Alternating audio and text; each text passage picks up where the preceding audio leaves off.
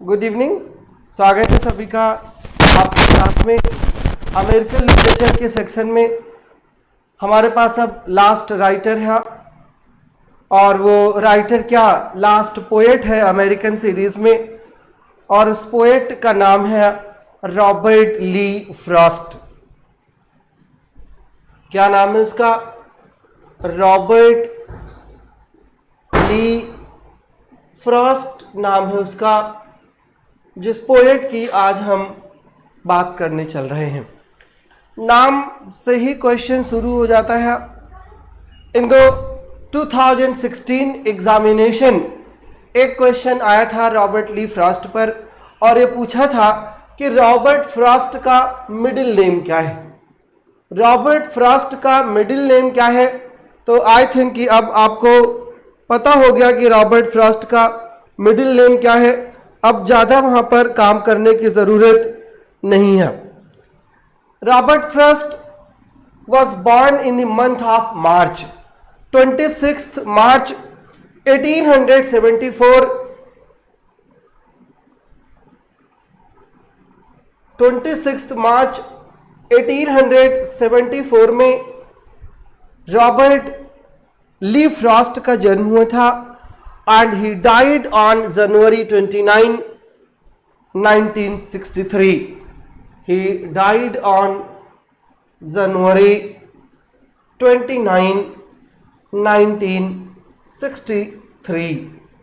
Right? कितने साल की एज पर उनकी डेथ हुई थी? 90 इयर्स के एज पर रॉबर्ट फ्रॉस्ट की डेथ हुई थी। और where was Robert Frost born? तो Robert Frost was born in San Francisco.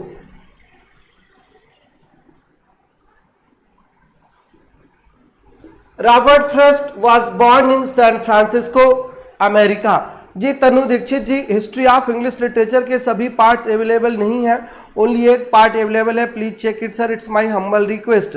Tanu Dikshit ji, in Uttar Pradesh PGT examination history of English literature से क्वेश्चंस नहीं आते, और इसीलिए पार्ट्स वहां पर अवेलेबल नहीं है। अगर history of English literature syllabus का पार्ट होता तो जरूर वहां पर वो उपलब्ध होता, बट हम आपको कुछ एक्स्ट्रा नहीं कराना चाहते। Take the best and leave the rest. सिर्फ वो पढ़िए जिससे आपका एग्जामिनेशन क्लियर होना है। अब हिस्ट्री ऑफ इंग्लिश लिटरेचर भी हम पढ़ा सकते हैं, हिस्ट्री ऑफ अमेरिकन लिटरेचर भी पढ़ा सकते हैं, लेकिन नहीं पढ़ा रहे हैं क्योंकि वो आपके काम का नहीं है। वहां से आपके पेपर में क्वेश्चन नहीं पुट अप होगा, तो आप अननेसेसरी वहां पे टाइम जाया क्यों करेंगे। आप उस पर काम करिए जहां से आपका क्वेश्चन पूछा जाता है, जहां से आप एग्जाम क्लियर कर सकते हो। Robert Frost was born in San Francisco, लेकिन इनके फादर की डेथ के बाद 1884 में इनकी फैमिली सैन फ्रांसिस्को से लॉरेंस चली गई, मैसाचुसेट्स। एक्चुअली लॉरेंस गई नहीं थी, लॉरेंस में पहले ही थी, वहां पर इनका वापसी हो गई थी, वापस चले गए थे अपने मदरलैंड जहां से इनके फोर फादर्स आए थे। नाम था उसका लॉरेंस और मैसाचुसेट्स। राइट? कब गए थे? 1884 में। After the death of his father, the family of Robert Frost moved from San Francisco to Lawrence, Massachusetts. Right? Massachusetts वहां से चले गए थे। और मैसाचुसेट्स कहां पर है? वो एक एरिया है अमेरिका में जिसको न्यू इंग्लैंड कहा जाता है, और वहीं न्यू इंग्लैंड में सेटल हुए, और फिर पूरी लाइफ उसी न्यू इंग्लैंड के आसपास की सीनरी पर, न्यू इंग्लैंड के आसपास के नेचुरल ऑब्जेक्ट्स पर पोएट्री लिखते रहे, और इसीलिए रॉबर्ट फ्रॉस्ट को होम स्पन फिलोसोफर कहा जाता है। क्या कहा जाता है? होम स्पन फिलोसोफर कहा जाता है रॉबर्ट फ्रॉस्ट को। Spun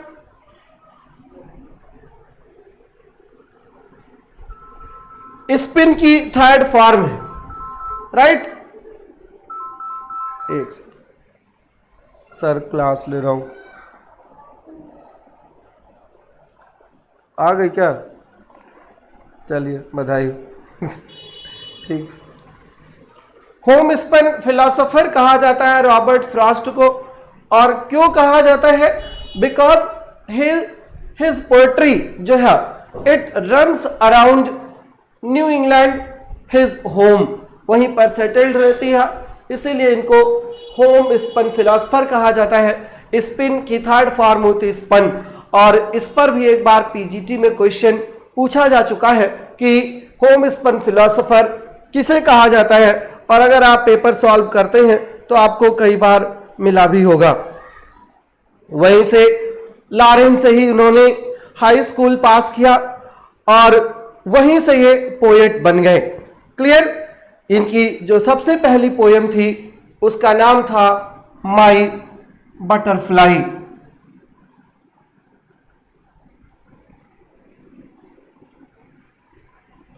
my butterfly was his first poem, उनकी पहली पोयम थी, और इसी पोयम से वो अपने करियर की शुरुआत की, और करियर की ही शुरुआत नहीं, एज अ प्रोफेशनल पोएट के रूप में वो अपने इसी पोएट से जाने लगे। प्रगति जी, मैथ्यू अर्नल्ड कंप्लीट करा दिया हूं, ठीक है? आप तो रोज क्लास में रहती हो, मैथ्यू अर्नल्ड में कुछ बाकी नहीं है, कंप्लीट करवा दिया हूं, एक एक पोयम उनकी सब करवा दिया हूं। और उनकी ये पोयम माई बटरफ्लाई न्यूयॉर्क इंडिपेंडेंट में पब्लिश हुई थी।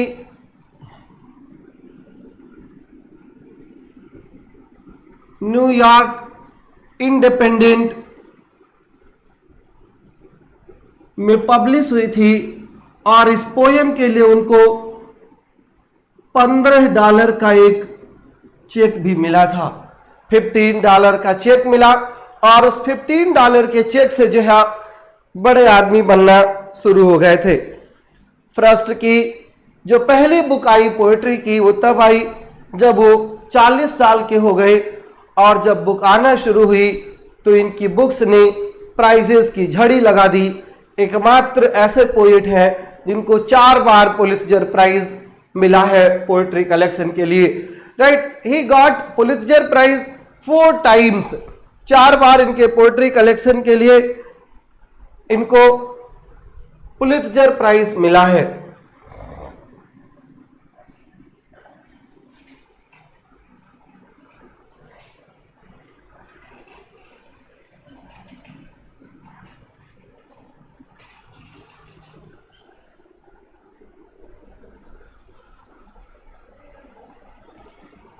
To celebrate his first publication, Frost had a book of 6 poems, जिसको उन्होंने प्राइवेटली पब्लिश्ड कराया था, सिर्फ 2 कॉपी, और उस प्राइवेटली पब्लिश्ड वर्क का नाम था ट्वाइलाइट। ट्वाइलाइट की सिर्फ 2 प्रति छपी थी, और इसमें 6 पोएम्स थी, और 2 प्रति छपी किस किस के लिए? एक इनके लिए और एक इनकी फियांसी के लिए, जो बाद में इनकी वाइफ बन गई। उनका नाम था Eleanor white.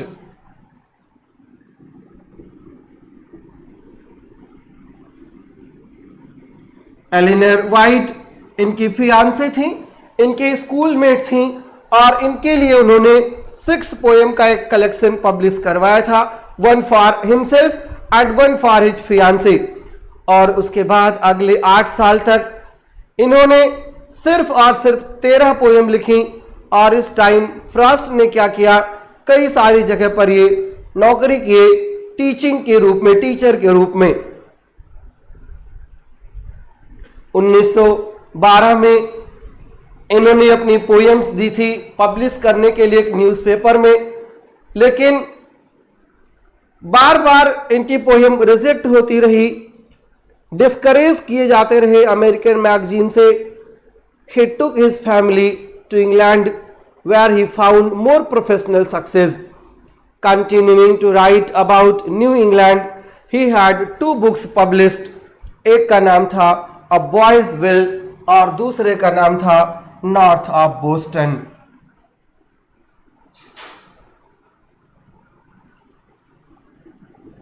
A boys will 1913 में, और फिर नॉर्थ ऑफ बोस्टन 1914 में।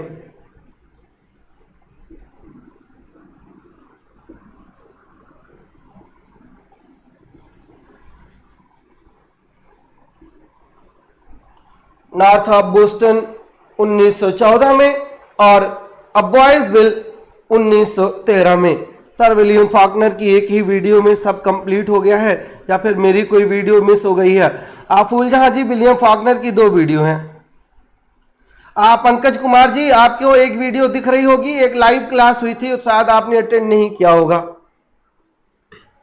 ठीक है, अबॉयसविल 1913 में और नॉर्थ ऑफ बोस्टन 1914 में, और इन 2 पब्लिकेशन ने इनकी reputation as a poet establish कर दी थी 1915 में।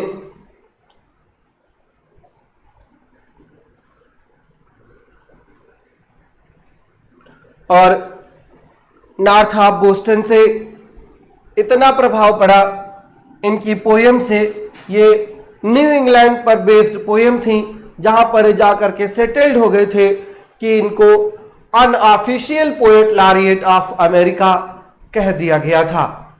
Unofficial poet laureate of America.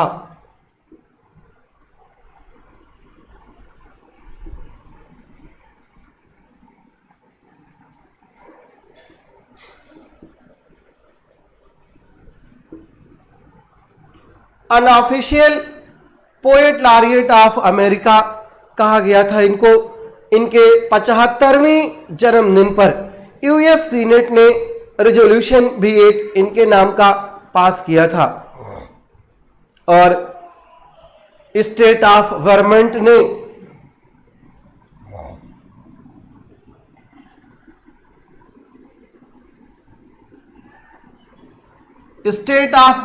ने इनके नाम पर एक हिल का नाम भी रख दिया था, एक पहाड़ी का नाम इनके नाम पर रख दिया था स्टेट ऑफ वर्मंट ने।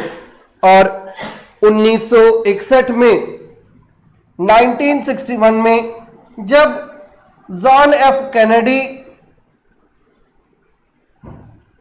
अमेरिका के राष्ट्रपति बने,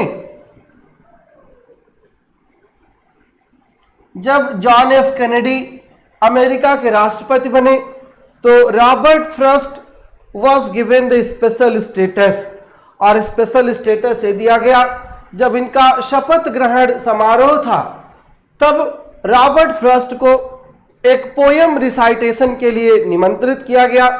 रॉबर्ट फ्रस्ट ने उनके इनागुरेशन सेरेमनी के लिए एक पोयम लिखी थी, और उस पोयम का नाम था डेडिकेशन। लेकिन इनागुरेशन के टाइम पर वो इस पोयम डेडिकेशन को नहीं पढ़ सके, और डेडिकेशन की जगह पर उन्होंने एक दूसरी पोयम पढ़ी, और उस पोयम का नाम था gift outright. Right, during the inauguration ceremony of America's president John F Kennedy, Robert Frost was given the privilege to not only attend the function, but to recite a poem, and he recited the poem Gift Outright.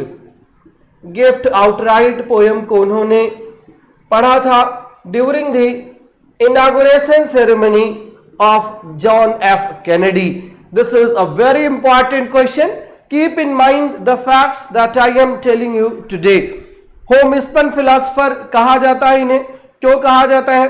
Where was he born, when was he born, what was the name of his first poem, what was the name of 2 collections that are based on Boston, और फिर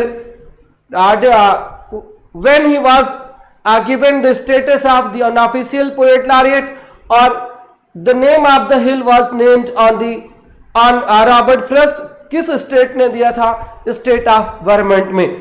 dedication poem उन्होंने prepare की थी recitation के लिए, but he failed to recite dedication, instead he recited gift outright in the inauguration ceremony of John F Kennedy.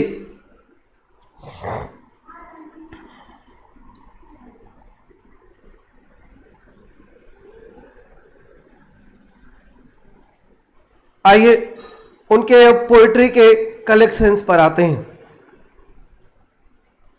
Poetry collections और उसके साथ उनके इंपॉर्टेंट वर्क्स। पहली बात तो ये जानिए कि उनको किस किस वॉल्यूम के लिए पुलित्जर प्राइज दिया गया था। अवार्ड उनको पुलित्जर प्राइज 4 बार मिला था और वो 4 टाइम्स किन पोएम्स के लिए उनको अवार्ड मिला था।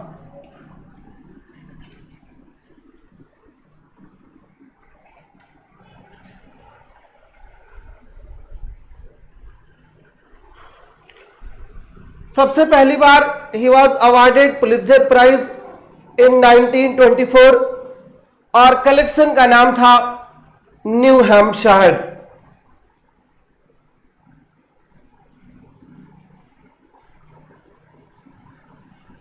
नाइनटीन 24 में उनको पुलित्जर प्राइज इस वॉल्यूम के लिए मिला था। सेकेंड टाइम उनको पुलित्जर प्राइज मिला 1931 में और इस बार पोएम का नाम था, वॉल्यूम का नाम था कलेक्टेड पोएम्स। तीसरी बार 1937 में और वॉल्यूम का नाम था अ फर्दर रेंज।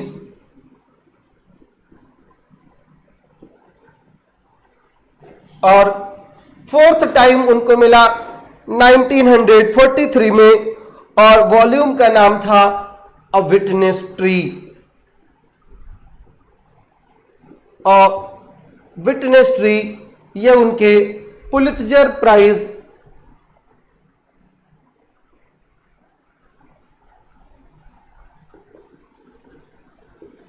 है, पुलित्जर प्राइज हैं ये उनके किसके, रॉबर्ट फ्रॉस्ट के। नहीं इरफान, आपके जब पेपर में आएगा तो आप विचमैन पर उत्तर ना लगा करके आप सीधे रॉबर्ट फ्रॉस्ट पर उत्तर लगाएंगे।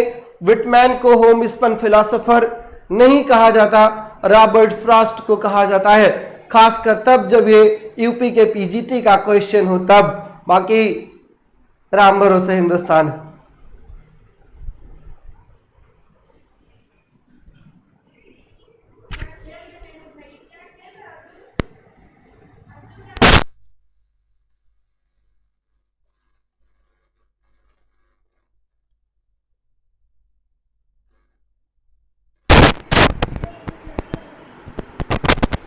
These are the 4 volumes for which Robert Frost was awarded the Pulitzer Prize for Poetry. Pulitzer Prize for Poetry, इसके लिए आइए उनके कुछ इंडिविजुअल इंपॉर्टेंट पोएम्स की बात कर लेते हैं। खासकर इनके पोएम से लाइंस पूछी जाती हैं पेपर में, तो हम वो आपको पोएम भी बता देंगे कि कहां से लाइंस पूछी जाती हैं और आप उन पोएम्स को एक बार जरूर पढ़ लीजिएगा। और नहीं मिलेगी पोएम्स तो आप मुझे बताइएगा, मैं आपको पोएम्स भेज दूंगा। Good evening Priyanka Gupta.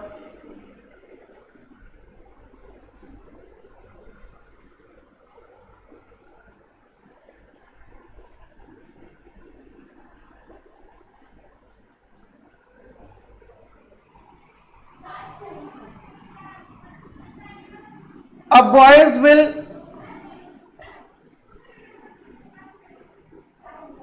First commercially successful work था रॉबर्ट फ्रॉस्ट का।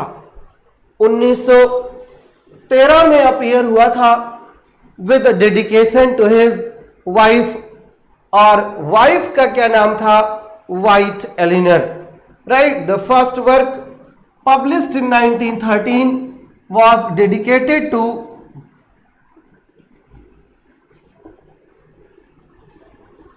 his wife White Eleanor। White Eleanor को डेडिकेटेड था उनका ये फर्स्ट वॉल्यूम।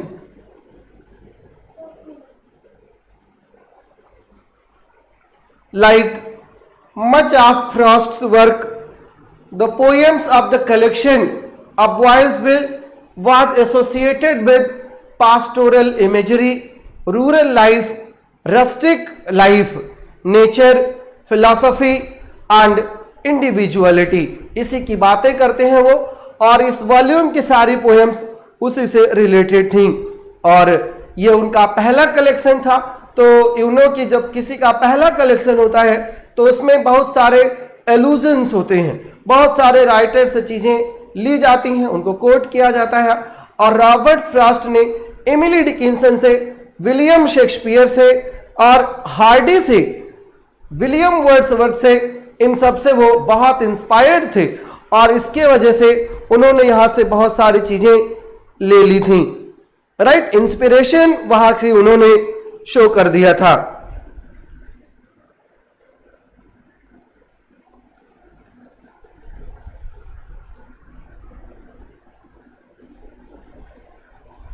और इस बॉयज विल में टोटल 33 पोएम्स थी।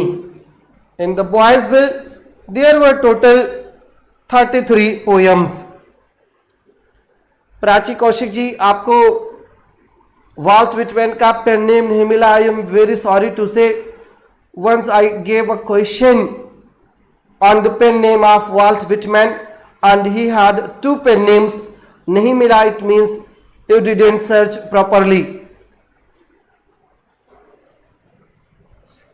जो सेकेंड कलेक्शन था इनका, सेकेंड कलेक्शन का नाम क्या था? North of Boston. और उस नॉर्थ ऑफ बोस्टन की कुछ बहुत इंपॉर्टेंट पोएम्स थी। एक का नाम था after Apple picking,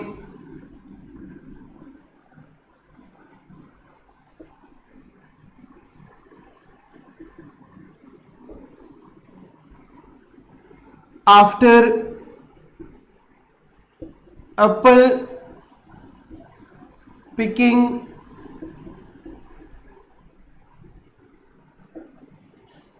the death of the hired man,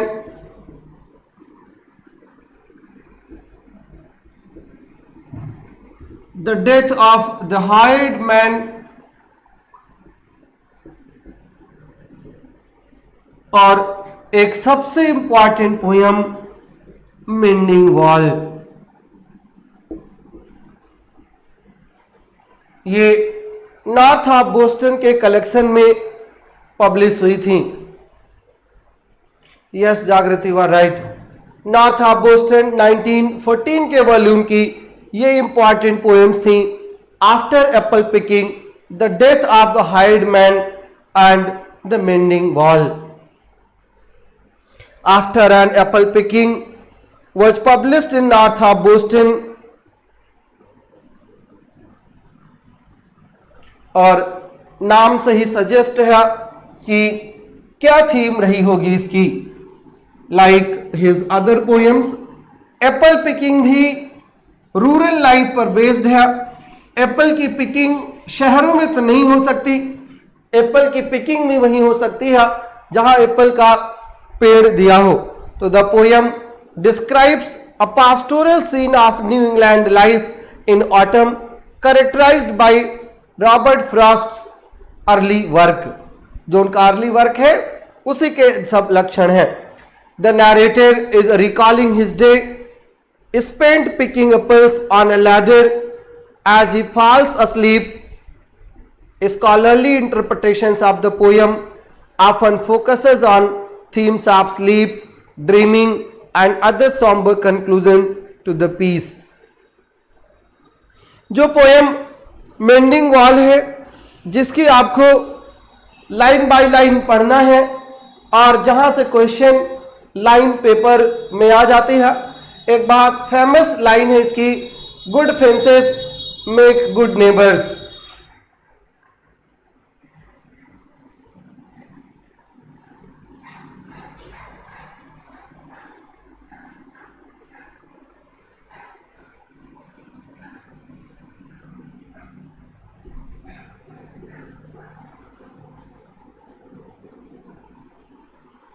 good fences make good neighbours, ये इनकी एक बहुत ही फेवरेट लाइन है और मेंडिंग वॉल इनकी बहुत ही फेवरेट पोयम भी है। और ये नॉर्थ ऑफ बोस्टन की सबसे पहली पोयम थी। एक न्यू इंग्लैंड में इसकी भी सेटिंग है और दो पड़ोसियों के बीच की बात है।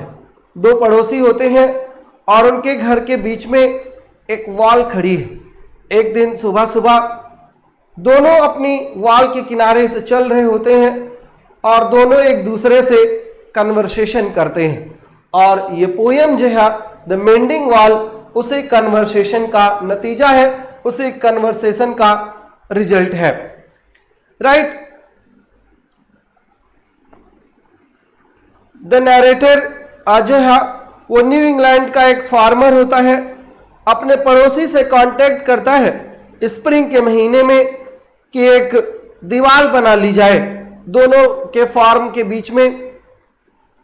नैरेटर क्वेश्चन पूछता है, पर्पस पूछता है कि where it is we do not need the wall. तो बताता है कि something there is that doesn't love a wall. कुछ तो ऐसा है जो वॉल को पसंद नहीं करता।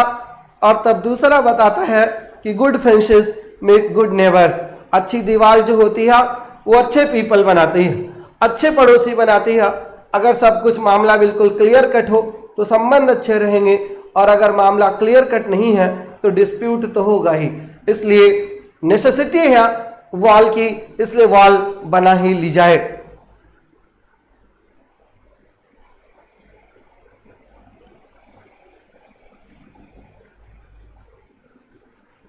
वैसे हमने आपको बहुत सिंपल स्टोरी बता दिया, इतना सिंपल स्टोरी नहीं है। थीम जो है बहुत कॉम्प्लेक्स है और एक नहीं कई सारी थीम्स भी हैं पोयम में।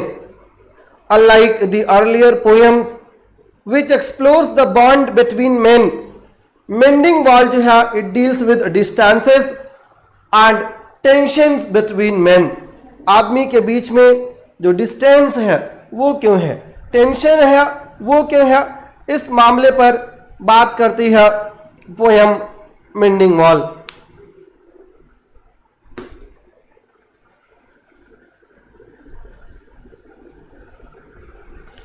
जी, अजय जी ने पूछा है नॉर्थ ऑफ बोस्टन को बुक ऑफ पीपल क्यों कहा जाता है। इसीलिए कहा जाता है क्योंकि ये लोगों से रिलेटेड है, लोगों से संबंधित है, व्यक्तियों से और बहुत कॉमन लोगों से रिलेटेड है। और पीपल का मतलब ही कॉमन लोग होता है, नहीं तो जो हाई क्लास के लोग एलीट क्लास के होते हैं वो पीपल होते ही कहाँ हैं। सर गुड फ्रेंड्स में गुड नेबर्स कोटेशन आईएएस के ऐसे में पूछा गया था। जी मुकेश भाई, बहुत सही बात आप कह रहे हैं। आपको आईएएस लेकिन देना नहीं है, आप पहले पीजीटी क्लियर करिए और आपके पेपर में फिर आएगा। राइट, आपके पेपर में फिर आएगा, ये इस बार याद रखे रहिएगा। मेंडिंग वॉल, एक तो ये क्वेश्चन आएगा कि किस वॉल्यूम में पब्लिश हुई थी। तो मेंडिंग वॉल के बारे में आपको बताया, it was the opening poem of its second volume North of Boston. और थीम क्या है मेंडिंग वॉल की, मेंडिंग वॉल की थीम ही जो है वो है कि good friends make good neighbours. Right, to maintain a proper relationship certain distance is mandatory. तो उस डिस्टेंस की बात यहाँ पर पोएट कर रहा है। उस टेंशन को खत्म करने के लिए डिस्टेंस बना लीजिए। आजकल जमाना भी चल रहा है सोशल डिस्टेंसिंग का, तो जो मेंडिंग वॉल है वो भी एक टाइप से सोशल डिस्टेंसिंग की ही बात शायद कर रही है। क्लियर, शायद ही की बात है, आप ज्यादा डिटेल में नहीं जाइए। You have to appear in only objective examinations where only one click decides the right answer. यहाँ पर ऐसा कुछ नहीं है। जब आप लिटरेचर पढ़ते हो, in literature there is nothing objective, वहां हर चीज सब्जेक्टिव होती है।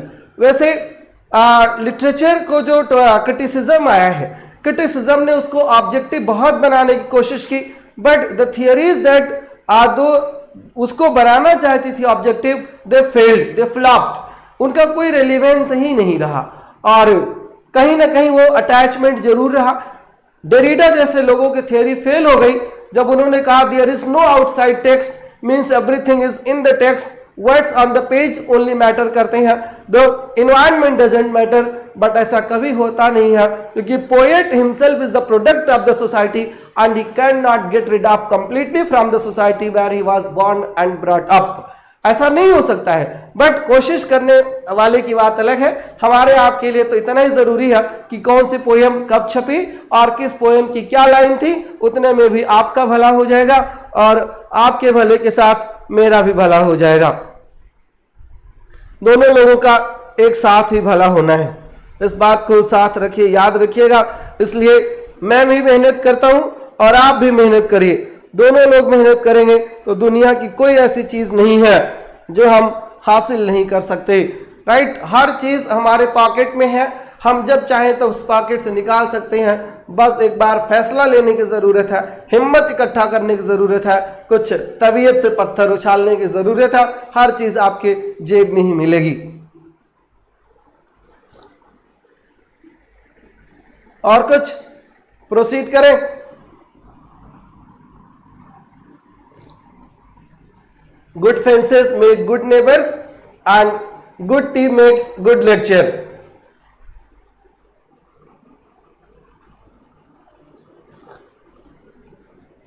बता तो दिया इंपॉर्टेंट लाइंस जागृति।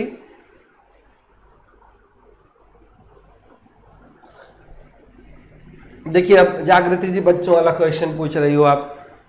जब आपको यह पता हो गया ना कि नॉर्थ ऑफ बोस्टन कब छपी थी, तो जब नॉर्थ ऑफ बोस्टन कब छपी थी तो मेंडिंग वॉल भी उसी के साथ छपी थी,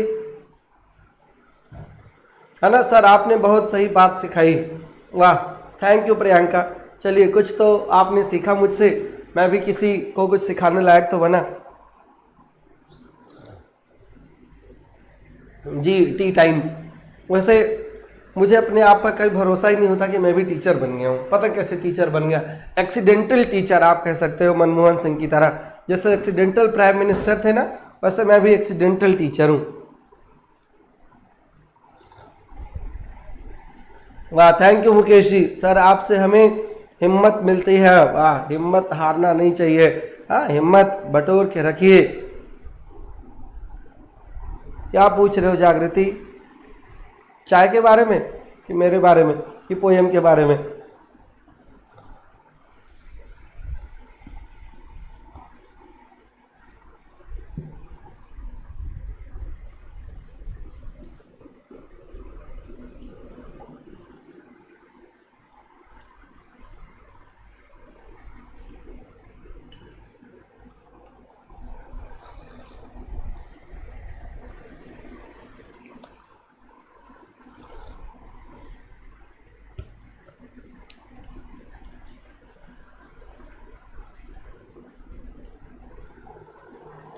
नेक्स्ट कलेक्शन था इनका, still you are great teacher. Thank you Jagriti. Third volume Robert Frost का था, द माउंटेन इंटरवल। पहले 1916 में आया था, प्रिपेयर हुआ था, और फिर रिवाइज किया गया 1920 में।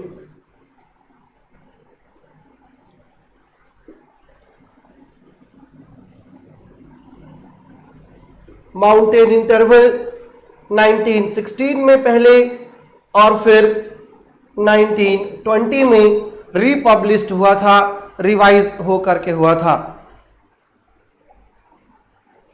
The book was republished in 1920 and after making several alterations in the sequencing of the collection, फिर से ये फ्रॉस्ट ने रिलीज किया 1924 में। पहले पोएम की 5 लिरिक्स को उन्होंने उठाया और उस 5 लिरिक्स को एक दूसरे टाइटल से छपवा दिया, और उस दूसरे टाइटल का नाम था द हिल वाइफ, जिसमें उन्होंने माउंटेन इंटरवल की 5 पोएम्स को इंक्लूड करके, कह लीजिए एक्सक्लूड करके, माउंटेन इंटरवल से एक अलग टाइटल से पब्लिश कराया था, और उस टाइटल का नाम था the hill wife. In this volume only 3 poems are written in dramatic monologue। और माउंटेन इंटरवल की जो सबसे इंपॉर्टेंट पोएम थी वो थी the road not taken. The road not taken. बहुत वेरी वेरी इंपॉर्टेंट पोएम है ये, the road not taken, right. बहुत इंपॉर्टेंट क्यों है? क्योंकि यहां से भी लाइन आई है पेपर में। एक नैरेटिव पोएम है, और वैसे ये पोएम सबसे पहली बार की अगर बात करें तो 1915 में ये पोएम इंडिविजुअल छप चुकी थी एक मैगजीन में। मैगजीन थी द अटलांटिक मंथली, और फिर 1916 में माउंटेन इंटरवल में इंक्लूड कर लिया गया। पोएम किसकी बात करती है? एक ऐसे ट्रेवलर की बात करती है जो एक जगह पर आकर के रुक गया है, और वहां से दो रास्ते बने हैं। दो रास्तों में से उसको एक रास्ता चूज करना है कि वो किधर चला जाए, किधर जाए। तो जो मेन थीम है, सेंट्रल थीम है, वो है divergence of paths, both literally and figuratively, right. Literally और फिगरेटिवली डाइवर्जेंस ऑफ पाथ की बात करता है। दो तरफ रास्ता है, किधर जाना है, और फाइनली किधर जाता है बताता है। ऐसे रास्ते पर चलूंगा, ऐसे रोड पे जाऊंगा that is less travelled by, जहां पर अभी तक बहुत कम लोग गए हैं। कम लोग वाला रास्ता चुनता है, मतलब वो घिसा पिटा रास्ता नहीं चूज करता है। घिसा पिटा रास्ता ना चूज करके वो नया रास्ता चूज करता है। He wants to do something extra. एक मिनट, गुड मॉर्निंग, क्लास ले रहा हूँ ऑनलाइन, अभी फोन करता हूँ क्लास के बाद, ठीक? ओके ओके मैम, नमस्ते।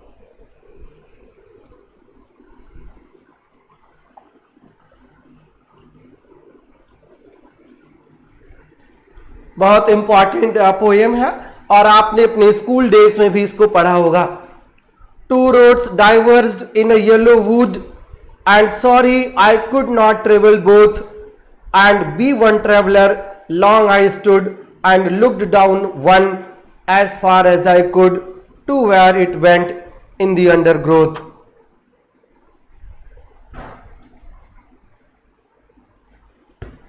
रास्ते दो हैं और दोनों पे चलना चाहता है, लेकिन सॉरी फील करता है कि he is alone, he is loan traveller. और सिंगल ट्रैवलर जो है वो दोनों पर नहीं जा सकता, इसलिए उसको दुख भी है, दोनों को चूज नहीं कर सकता है। येलो वुड की बात करता है यहां पर, तो जाए किस पर? तब वो बोलता है then took the other as just as fair and having perhaps the better claim because it was grassy and wanted wear, though as for that the passing there had warned them really about the same. And both that morning equally lay in leaves, no step had trodden black. Oh, I kept the first for another day, yet knowing how way leads on to way, I doubted if I should ever come back. दो रास्ते हैं, लेकिन पहले वाले पे नहीं जाना चाहता। यद्यपि मॉर्निंग का टाइम है, दोनों रास्ते बिल्कुल नए हैं, दोनों पर जो है पत्तियां पड़ी हैं, दोनों पर ग्रास पड़ी है, और बिल्कुल ग्रास अभी तक वेयर नहीं हुई है, अभी तक अनट्रॉडन नहीं हुई है। लेकिन कहता है आज दूसरे वाले पे जाता हूं, किसी और दिन आऊंगा तो पहले वाले पे जाऊंगा। और फिर डाउट भी एक्सप्रेस करता है कि मैं दोबारा आऊंगा भी, इस पर भी वो क्वेश्चन करता है। और फिर बोलता है I shall be telling this with a shy, somewhere ages and ages hence, two roads diverged in the wood, and I took the one less traveled by, and that has made all the difference. Right? उसी चीज ने difference पूरा पैदा कर दिया है। किस चीज ने? जहां से I have chosen the less traveled by, come travel जिस पर हुआ है वो हमने चूज किया है, and that has made the main difference. Ranu Dwivedi ji, आज पहली बार आप शायद क्लास ज्वाइन की हैं। आपको फिर से एक बार बता दूं और बार बार ये बात बताऊं, I am only responsible for taking the classes. मेरी एकमात्र जिम्मेदारी है कि मैं क्लास लूं, मेरी जिम्मेदारी है कि वो चीज़ें आपको पढ़ाऊं जो आपके पेपर में आए और आपका एग्ज़ाम क्लियर हो जाए। मेरी जिम्मेदारी ये नहीं है कि आपके पैनल पर क्या अपलोड हुआ है और क्या अपलोड नहीं हुआ है, आपके पैनल पर क्या नोट्स है और क्या नोट्स नहीं है। यद्यपि नोट्स मैं ही बनाता हूं, यद्यपि नोट्स मैं ही बनाता हूं, मैंने ही बनाए हैं, जितने नोट्स हैं आपके पास सब मेरे अपने खुद के बनाए हुए हैं, लेकिन अपलोड करने का काम मेरा नहीं है, अपलोड करने का काम टेक्निकल टीम का है। और मैं कई बार आपसे बात बता चुका हूं, आप वीडियोस में आपने सुना भी होगा कि for any technical help you should contact to the reception of Adhyan Mantra, या you should contact at the given email ID adhyanmantra2019@gmail.com. You would have several contact numbers of the office, वहां पर आप contact करिए। I don't have any solution to such issues, मेरे पास कोई ऐसा समाधान नहीं है कि कौन सी वीडियो है कौन सी नहीं है। एक तो आप लोग जब लाइव, पहले जब मैं वीडियोस देता था तो आपको लाइव क्लासेस चाहिए होती थी, अब जब आपके लिए लाइव क्लासेस होती है तो आपके पास टाइम नहीं होता उसको पढ़ने का, आप क्लास के बाद वीडियो ढूंढते रहते हो। आप टेक्निकल टीम को, आप अध्ययन मंत्रा को मैसेज करिए, I am the part of Adhyayan Mantra but my responsibility is to teach only, right. My responsibility is to clear all your doubts related to the subject, right. सबके काम असाइंड होते हैं, सबके काम बटे होते हैं और मेरा ये काम मुझको असाइन किया गया है। And I can not go the road that is less travelled by, I am not Robert Frost, right. I am merely a student of literature. I don't know the technicality कि क्यों नहीं upload होता, कैसे upload हो जाता है, क्यों notes print नहीं होते, ये सब क्वेश्चंस आप पूछते रहते हो छोटे छोटे, और ऐसे क्वेश्चंस पूछोगे तो आप मुझसे कुछ नहीं पा सकते सिवाय डांट खाने के। इसलिए बेहतर यही होगा कि आप टेक्निकल टीम को फोन करिए, वहीं पर आपको चीजें मिलेंगी। सर आप कहते हैं कि कैसे टीचर बन गए, हम आपकी टीचिंग स्टाइल से बहुत क्या लिखे हैं, बदल गए हैं। वाह क्या बात है प्रियंका। एक्सीडेंटल टीचर्स ऐसे ही होते हैं, राइट। एक्सीडेंटल टीचर्स ऐसे ही होते हैं, कैसे, उनके पास कोई एक प्रोजेक्ट नहीं होता, कोई एक लाइन नहीं होती, लीनियर नैरेटिव नहीं होता, उनके पास क्या होता है, वो फ्री वर्स की तरह होते हैं। और रॉबर्ट फ्रॉस्ट ने, पता है फ्री वर्स को क्या कहा है, रॉबर्ट फ्रॉस्ट ने फ्री वर्स को कहा है to play tennis without net. Tennis खेलते हो ना, अब आप टेनिस खेलिए और नेट ना लगाइए तो क्या होगा, आपके पास बॉल को कहीं भी भेजने का पूरा राइट होगा। To play tennis without net, ये क्या है, ये फ्री वर्स है। तो मेरे लिए भी क्लास आपकी बिल्कुल ऐसे ही होती है। I always play tennis without net, जो मन में आता है बताता रहता हूं। हाँ, ये कोशिश जरूर करता रहता हूं कि मुद्दे से ना भटकें। अगर रॉबर्ट फ्रॉस्ट को पढ़ रहे हैं, पढ़ा रहे हैं, तो विटमैन की बात ना करने लगे बीच में, नहीं तो आप जरूर कंफ्यूज हो जाओगे। मेरा तो जो होना था हो लिया, जो बनना था मैं तो बन गया, अब जो बनूंगा वो अपने एक्सपीरियंस पर बनूंगा। आप एलिजिबिलिटी जो थी वो हो गई, आप अभी बच्चे हो। और जब तक आपका एग्जाम नहीं क्लियर हो जाता, स्टूडेंट की साइकोलॉजी होती है कि वो बहुत कंफ्यूज होता है। और हर स्टूडेंट, हर एस्पिरेंट जो होता है उसको अपने से ज्यादा दूसरे स्टूडेंट पर भरोसा होता है। इसलिए आप कभी कभी क्या करते हो कि पीछे वाले या आगे वाले से उत्तर पूछ करके अपना वाला आंसर काट कर उसका वाला भर देते हो।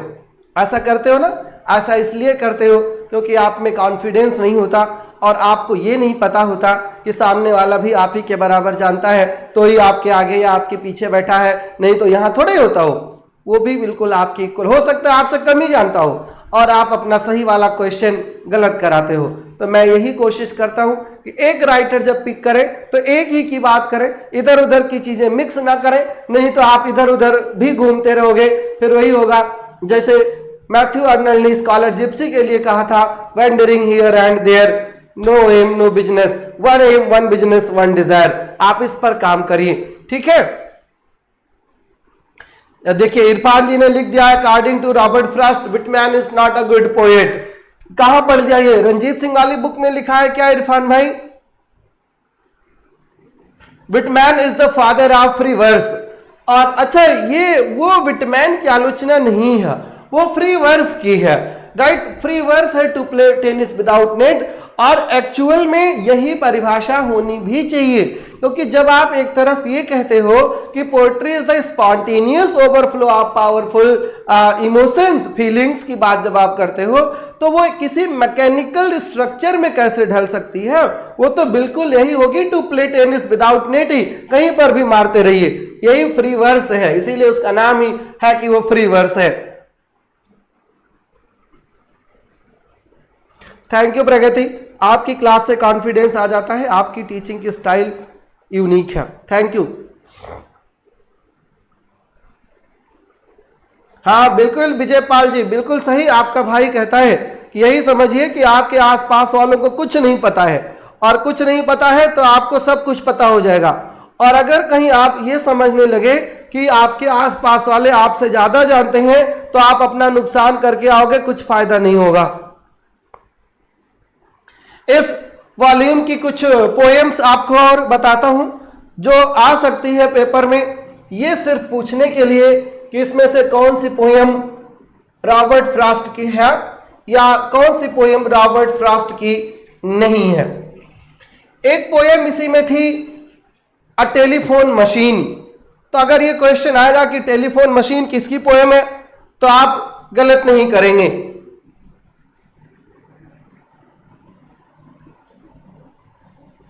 The telephone machine.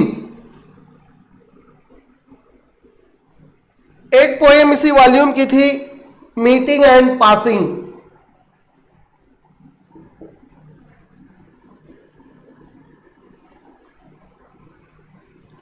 Meeting and passing. एक पोएम थी इसी में, bond and free. Bond and free. और एक पोएम थी, बर्चेज।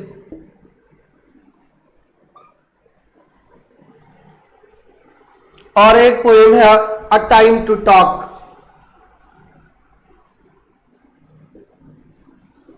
ये इंपॉर्टेंट पोएम थी इस कलेक्शन की, जिस कलेक्शन का नाम था the mountain interval. Thank you Meenu ji, you are a good motivator. जी ज्यादा जानते होंगे उसको भी गलत ही बताएंगे, बिल्कुल सही बात है।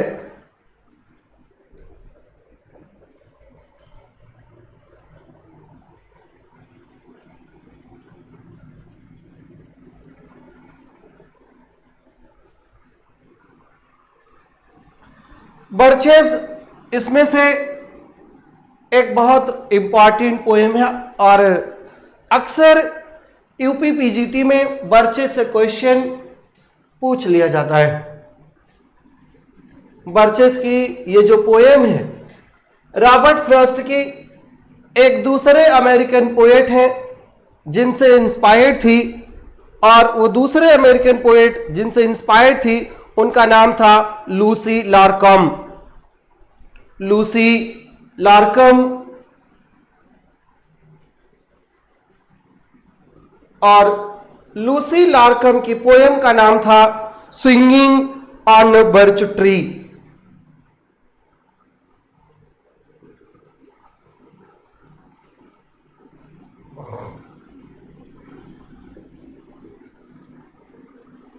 अब तो आपको यह पता हो गया ना कि बर्चेस का मतलब क्या होता है। बर्चेस एक ट्री होता है, राइट। सर मैं एमए का एग्जाम दे रहा हूं, तो मेरे पीछे एक लड़का बैठा था, वो मेरी नकल करके लिखता था। बारिश की वजह से मेरा एक पेपर छूट गया, तो वो लड़का उस पेपर में फेल हो गया था। और फिर जब मैंने बैक पेपर भरा तो लड़का फिर मेरे पास बैठा और तब पास हुआ।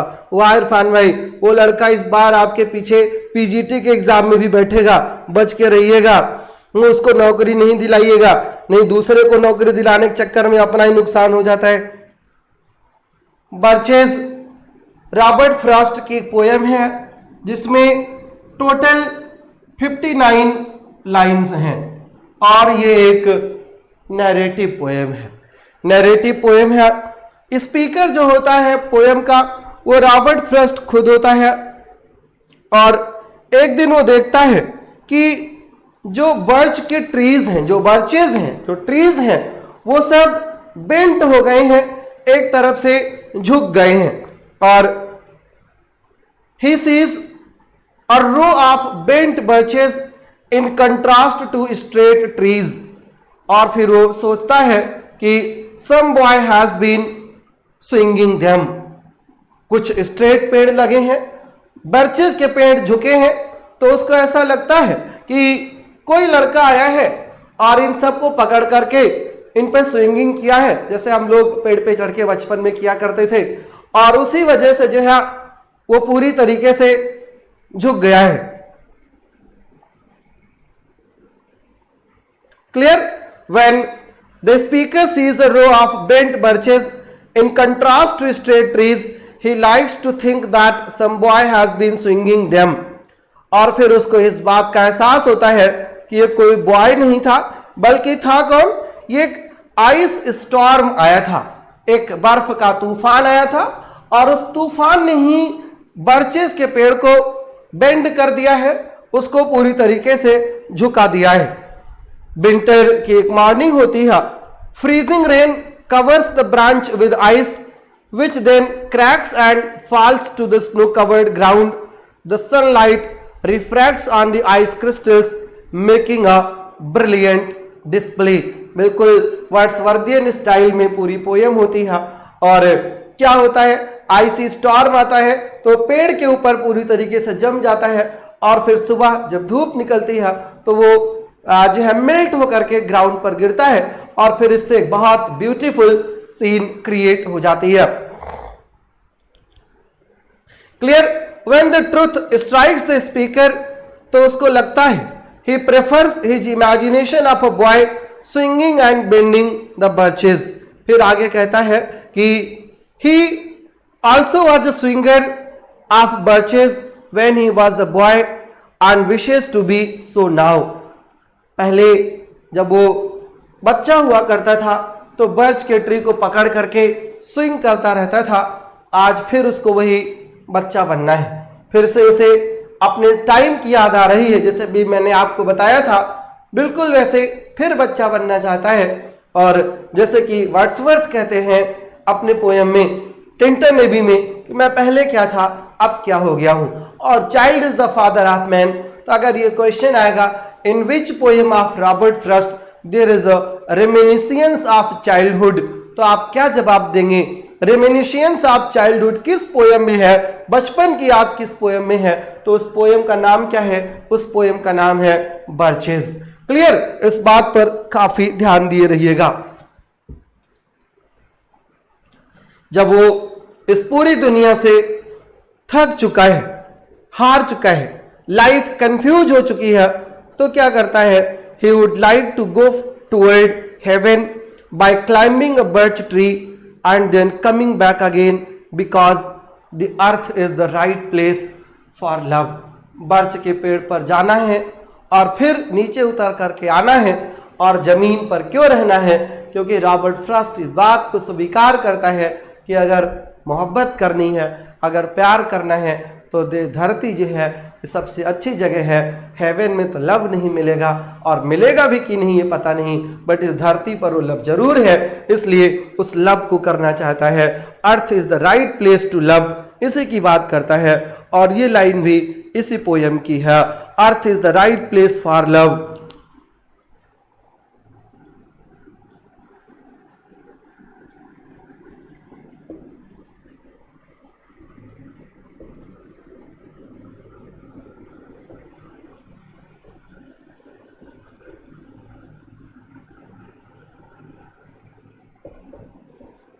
किसकी लाइन है ये लाइन इसी बर्चेस की है। सर चाचा नेहरू भी फ्रॉस्ट की पोयम की लाइंस अपने पास रखते थे। Stopping by woods on a snowy evening. Irfan ji 2 question 1 में कर दियो।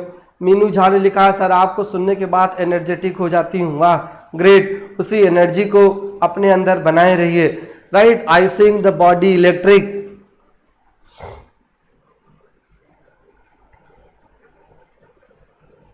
The earth is the right place for love.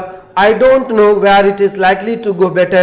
I would like to go by climbing a birch tree and climb black branches up a snow white trunk toward heaven till the tree could bear no more. but dipped its top and set me down again. That would be good, both going and coming back. One could do worse than be a swinger of birches. ऊपर जाना और फिर ऊपर से आना, दोनों experience ले लेना और इस धरती का हिस्सा बने रहना, because earth is the right place for love. Earth के अलावा दुनिया में और कुछ नहीं है जहाँ पर वो लव कर सके, जहाँ पर वो जिंदगी को अपने इंजॉय कर सके.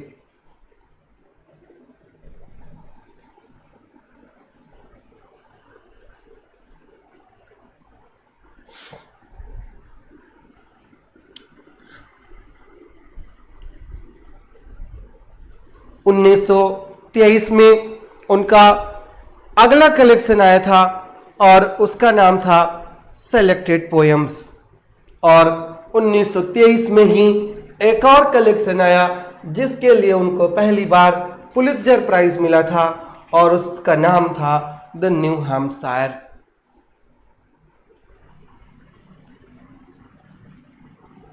एक वॉल्यूम कलेक्टेड पोएम्स का 1923 में और 1923 में ही collection New Hampshire, for which he was awarded the first Pulitzer prize in 1924. 1924 में पहली बार 1924 में उनको अवार्ड मिला था. कौन सा जी? Pankaj Kumar madam, swinger of birches एक पोएम का नाम है.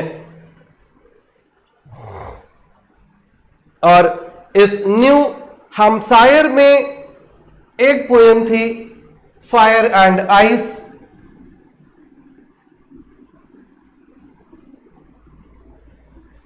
Fire and ice. और इसी न्यू हैम्पशायर की वो पोएम थी जिसको पंडित जवाहरलाल नेहरू अपने साथ रखते थे और ऐसा कहा जाता है कि उनके डेथ बेड पर भी ये पोएम रखी हुई थी पंडित जवाहरलाल नेहरू के. और उस पोएम का नाम था stopping by woods on a snowy evening. Stopping by woods on a snowy evening.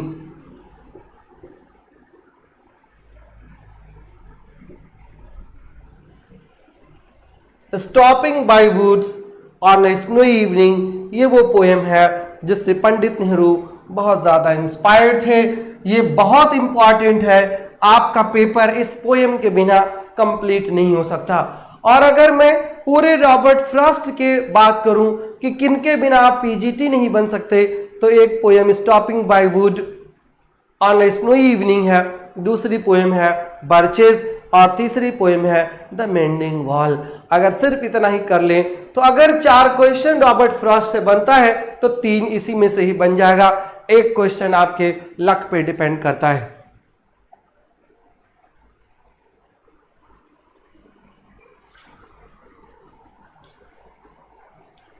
Stopping by woods on a snowy evening एक बहुत ही छोटी सी सिर्फ और सिर्फ 14 लाइंस की पोयम थी और 4 लाइंस के 4 स्टेंजाज इस पोयम में दिया हुआ था. और पोयम जानी किस लिए जाती है? पर्सोनिफिकेशन के लिए और इमेजरी के लिए और मोटिवेशन के लिए. जो लास्ट 2 लाइंस हैं पोयम की वो द मोस्ट मोटिवेशनल लाइंस की अगर आप बात करेंगे तो वो लाइंस सबसे ऊपर रखी जाएंगी, जिसके लिए नेहरू की ये पोयम फेवरेट बन गई थी. और वो जो लास्ट 2 लाइंस हैं, and miles to go before I sleep, and miles to go before I sleep. बहुत लंबी यात्रा तय करना है सोने से पहले. सोने का मतलब यहां पर क्या है? यहां पर सोने का मतलब है मरना. Before death he has to cover a long way, right? The work is still incomplete and the poet wants to complete the work before the closing of his eyes, and so was the case with Pandit Jawaharlal Nehru, the freedom fighter. of India, the first Prime Minister of India. He knew that a number of tasks are to be performed in his lifespan, but the death is very close to him. So these two lines were very motivational for Pandit Nehru. I am going to write the last stanza of the poem. Just a minute.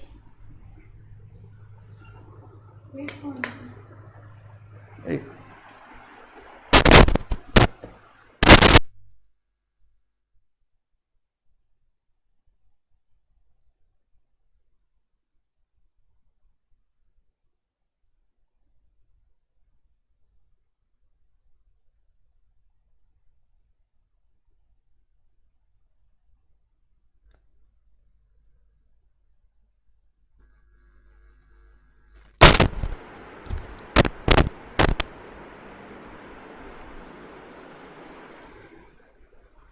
जो last stanza है, the woods are lovely dark and deep,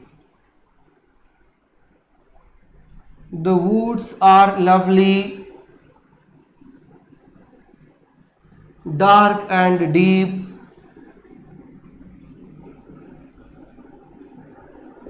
the woods are lovely dark and deep, but I have promises to keep,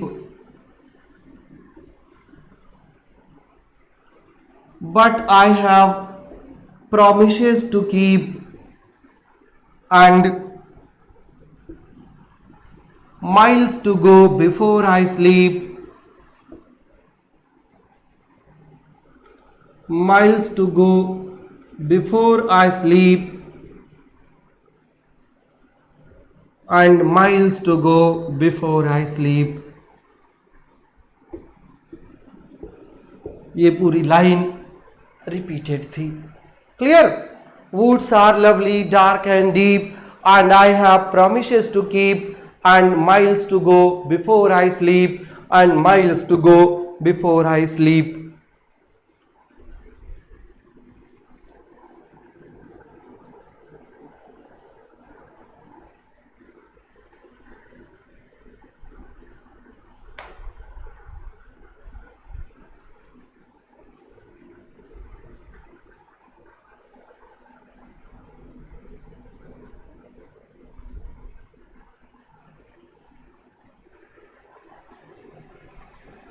clear? इस line के लिए जाने जाते हैं जी Vinita Tiwari ji. Woods are lovely Vijay Pal ji ने भी लिखा है और विनीता तिवारी ने भी.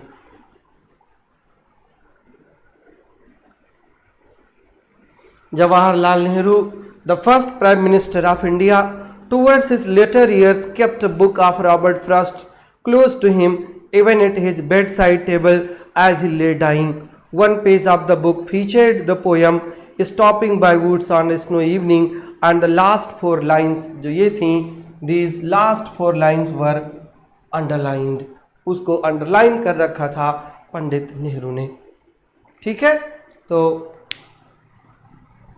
रॉबर्ट फ्रस्ट को आज कंप्लीट कर दें कि वाइंड अप कर दें, फिर कल शुरू करेंगे.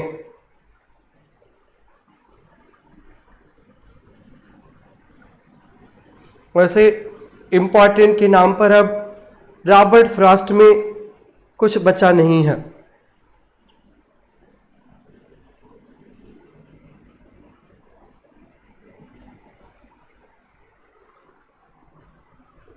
जी प्रगति, जी जागृति, वेरी मोटिवेशनल.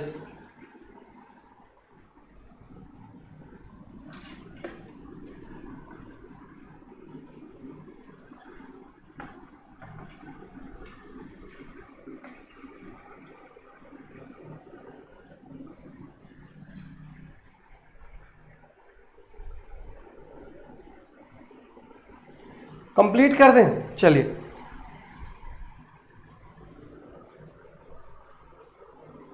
इसी वॉल्यूम में एक पोयम थी, nothing gold can stay.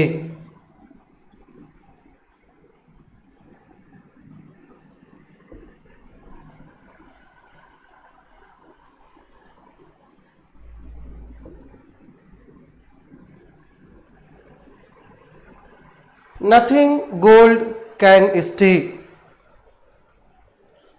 Phool Jahan ji ने लिखा है, सर कल स्टार्ट करिएगा, मेरा डेटा कंप्लीट हो गया है। Very good.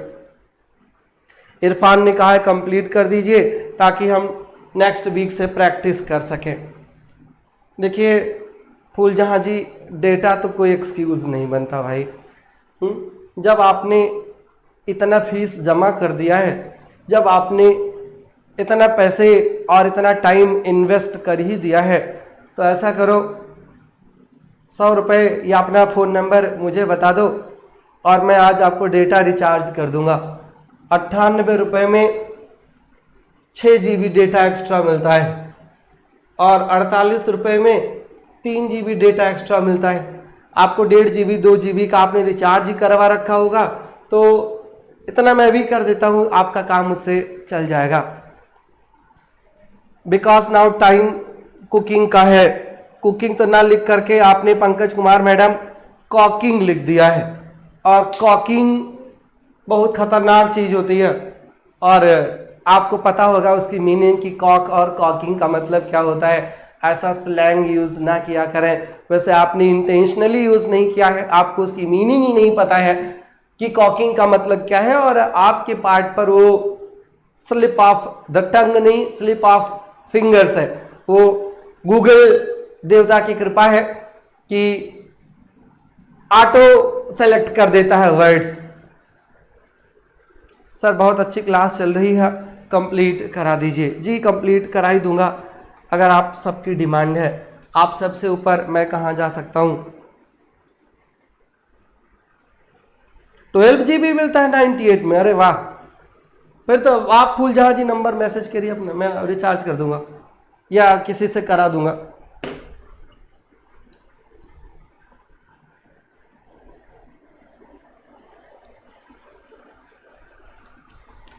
Nothing gold can stay एक बहुत ही छोटी सी पोयम है और सिर्फ 8 लाइंस की पोयम है। 8 लाइंस की पोयम है, नथिंग गोल्ड कैन स्टे। और ये पोयम जो है पूरी तरीके से किसके बारे में है? ग्रीनरी के बारे में है, राइट। ग्रीनरी के बारे में है। Nature first green is gold, her hardest hue to hold, her early leaves a flower, but only so and are they leaf subsides to leaf. So Eden sank to grief, so dawn goes down today, nothing gold can stay. कोई भी gold stay नहीं कर सकता है, हर चीज transitory है। Everything is keep on coming and going. हर चीज आती रहती है, जाती रहती है। जैसे पेड़ों में पत्तियां आती हैं और कुछ दिन के बाद चली जाती हैं, ऐसे ही गोल्ड भी आएगा और चला जाएगा। Nothing gold can stay. कुछ भी संसार में परमानेंट नहीं है, कुछ भी यहाँ पर रुक नहीं सकता है।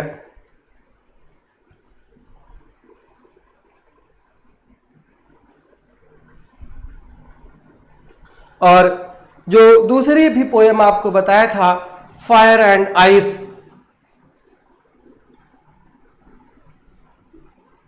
फायर एंड आइस भी इसी वॉल्यूम की पोयम है और इसमें टोटल 9 लाइन्स हैं।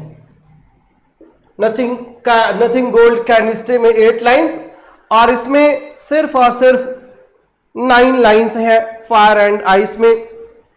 और fire and ice end of the world की बात करती है, दुनिया को खत्म करने की बात करती है कि दुनिया एक दिन फायर की तरह, आइस की तरह मेल्ट हो जाएगी।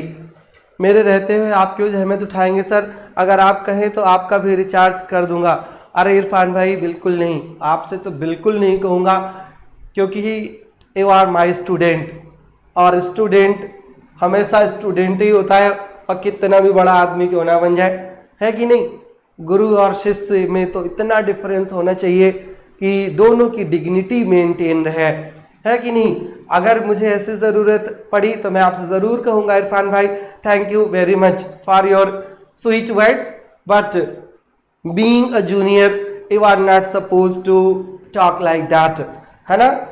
जूनियर की तो हिम्मत नहीं होती सीनियर से बात करने की, और मैं आपसे लिबरल होकर के बात कर ले रहा हूँ तो आपकी इतनी जहमत। आपकी इतनी हिम्मत कि आप मुझे कहेंगे कि ऐसा नहीं ऐसा, बिल्कुल गलत बात है। फायर एंड आइस 9 लाइन की पोएम है, और likening the elemental force of fire with the emotion of desire and ice with hate. Right, ice और फायर ये दोनों मेटाफर्स हैं, और फायर किसके मेटाफर है? ये डिजायर का मेटाफर है, और आइस जो है ये हेट का मेटाफर है। फायर डिजायर का मेटाफर है, दिल में आग लगी होती है किसी चीज को पाने की, और आइस हेट का मेटाफर है, ठंडा पड़ जाना हेट का मेटाफर है।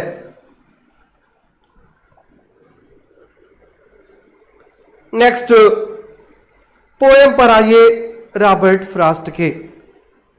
नेक्स्ट पोएम क्या, नेक्स्ट वॉल्यूम पर आते हैं रॉबर्ट फ्रॉस्ट के, और जो उनका नेक्स्ट वॉल्यूम था वो 1928 में आया, नाम था West Running Brook. West Running Brook. West Running Brook 1928 में आया था। It is a collection of poetry by Robert Frost, written in 1923 and published in 1928। तो आप ये कह सकते हैं कि 1923 was the most productive year, most prolific year in the life of क्या, in the life of Robert Frost.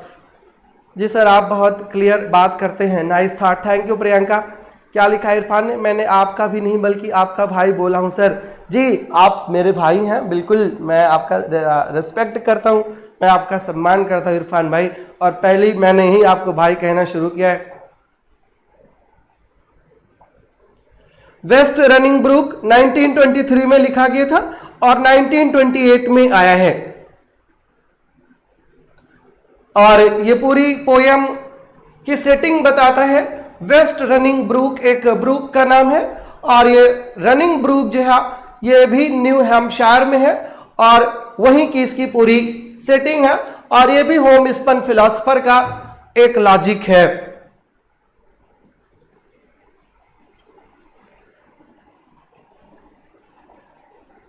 इसमें एक पोएम थी acquainted with the night.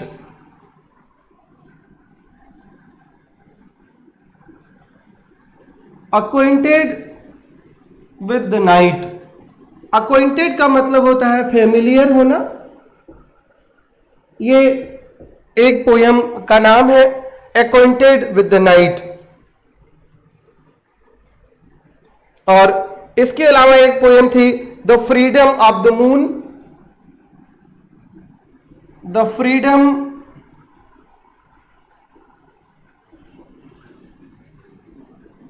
Of the moon, और एक पोयम थी spring pools.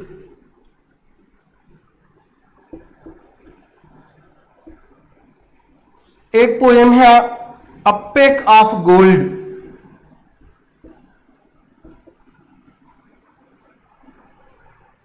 A peck of gold, जी जी समझ गया भाई।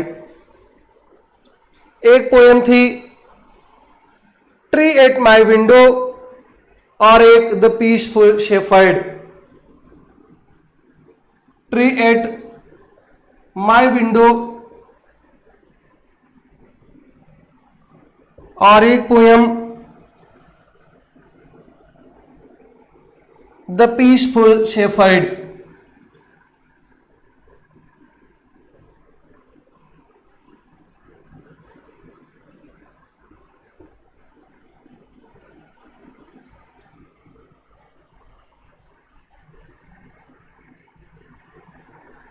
और इसी में एक पोएम थी द टाइम टेबल। मार्कर सूखने लगे हैं, मार्कर भी अपना टाइम जानते हैं। और वेस्ट रनिंग ब्रूक तो एक पोएम थी ही थी अपने आप में। एक पोएम इसमें और भी थी, बहुत इंपॉर्टेंट है, नाम लिख लीजिएगा, the egg and the machine. अंडे और machine, the egg and the machine.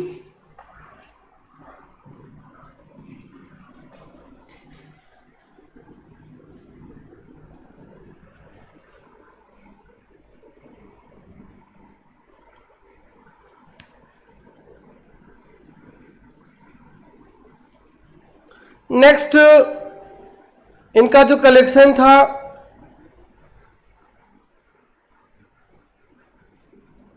नाम था उसका अ विटनेस ट्री, और उस अ विटनेस ट्री में उनकी वो पोयम छपी थी जो उन्होंने प्रेसिडेंट जॉन एफ कैनेडी के इनागुरल में पढ़ा था, और उस पोयम का नाम था the gift outright. The gift outright. देखिए, स्पिनिंग करना जानते हैं ना, कपड़े बुनना, ऐसे कपड़े बुने जाते हैं, कपड़े तैयार किए जाते हैं ऐसे ना। तो वो पोएट जो अपने घर के ही इर्द गिर्द घूमता रहे, कपड़े की मशीन की तरह एक सेंटर होता है और उस सेंटर से कभी डिसेंटर नहीं होता, कपड़ा बुनता जाता है, उसी को होम स्पन फिलॉसफर कहा जाता है। फिलॉसफर पोएट को भी कहा जाता है, और अपने घर के इर्द गिर्द जो ही रहे, न्यू इंग्लैंड से बाहर निकल ही ना पाए, वो होम स्पन फिलॉसफर है। और इसीलिए रॉबर्ट फ्रॉस्ट को होम स्पन फिलॉसफर कहा जाता है। आपके थॉट बिल्कुल क्लियर होते हैं सर, जो हम सबको इंस्पायर करते हैं। Thank you Pragati. A witness tree collection of poems था, 1942 में आया था, और 1943 में इसको पुलित्जर प्राइज फॉर पोएट्री मिला था। और इसमें जो पोएम थी वो गिफ्ट आउटराइट, जो एक पैट्रियाटिक पोएम थी, that was recited at the presidential inauguration of John F Kennedy in 1961। Right, इसी पोएम को थोड़ा मॉडिफिकेशन के बाद उन्होंने 1961 में जॉन एफ कैनेडी के इनॉग्रेशन सेरेमनी में रिसाइट किया था। राइट, अ विटनेस ट्री को। बस इस बुक से आपको इतना ही जानना है, इससे ज्यादा अब आपको रॉबर्ट फ्रॉस्ट की पोएट्री में कुछ जानना नहीं है, सिवाय एक और पोयम के। और एक और जो इनका वर्क है उसका नाम है होम बरियल। राइट, लिख लीजिए उसका नाम होम बरियल, और उसको सर्च करके देख भी लीजिएगा कि उसमें क्या दिया है।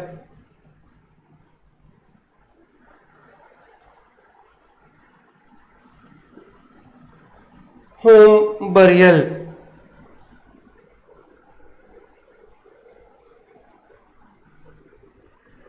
Apart from these poetry, Robert Frost also wrote 5 plays। 5 place भी उन्होंने लिखा है। एक 1 एक्ट का प्ले है, नाम है a way out.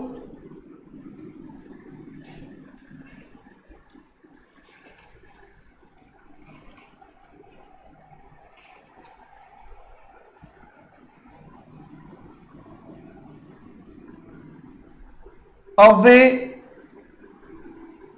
out with the subtitle A 1 act play।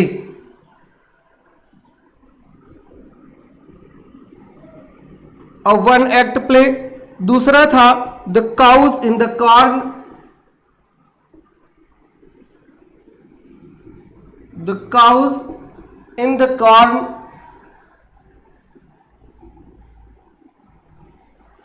The cows in the corn, a 1 act Irish play in rhyme। A 1 act Irish play, a 1 act Irish play in rhyme।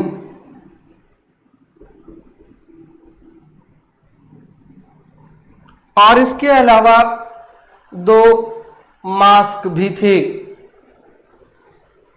1929 में ये play आया था, 1929 में ये भी आया, और 1945 में आया था अ मास्क ऑफ रीजन। 1945 में अ मास्क ऑफ रीजन, और इस पर एक बार क्वेश्चन भी आ चुका है यूपी पीजीटी में। 1947 में एक और मास्क आया था a mask of mercy.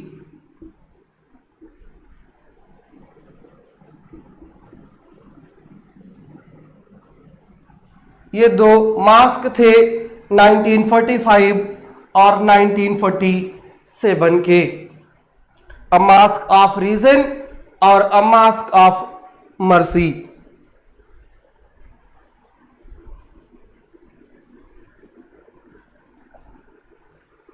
These are the 4 plays written by Robert Lee Frost.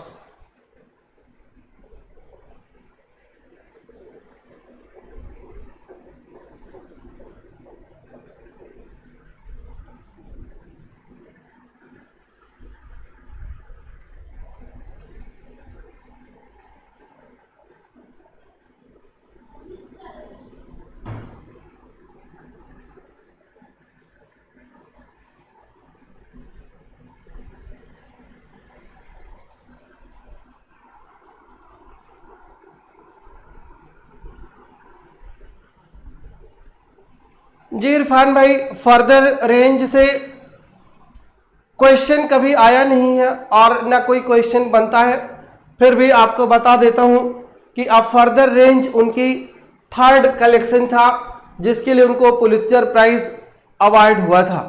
और पुलित्जर प्राइज के इस पोयम में टोटल 6 सेक्शंस थे पोएट्री के, और उस 6 पार्ट्स थे, और एक पार्ट उसमें खुद यही टाइटल थी अ फर्दर रेंज ही।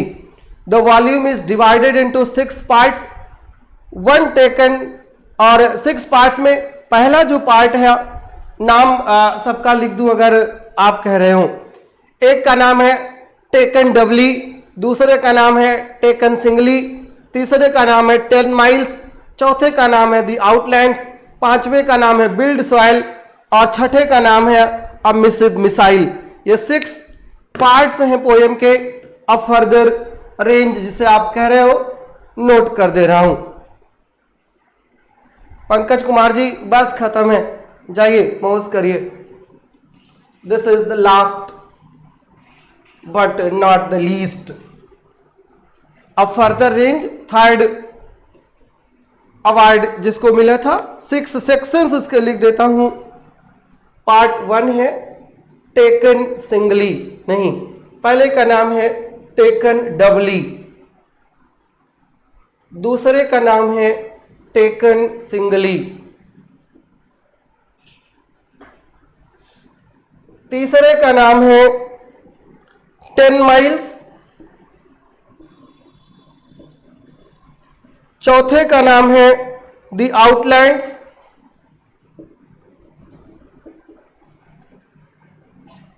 पांचवें का नाम है बिल्ड सॉइल, और छठे का नाम है अ massive missile.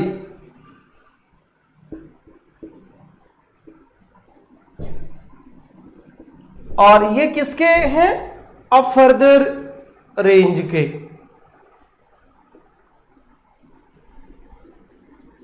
A further range की, ठीक है। चलिए, thank you very much. Indian literature के 3 राइटर्स, मुल्क राज आनंद, कमला दास और निजी मैजिकल, ये 3 बचे हैं, और ये 3 भी अब इसी कॉन्टिन्यूएशन में इसी वीक में कंप्लीट हो जाएंगे। Thank you very much, all the best, happy learning.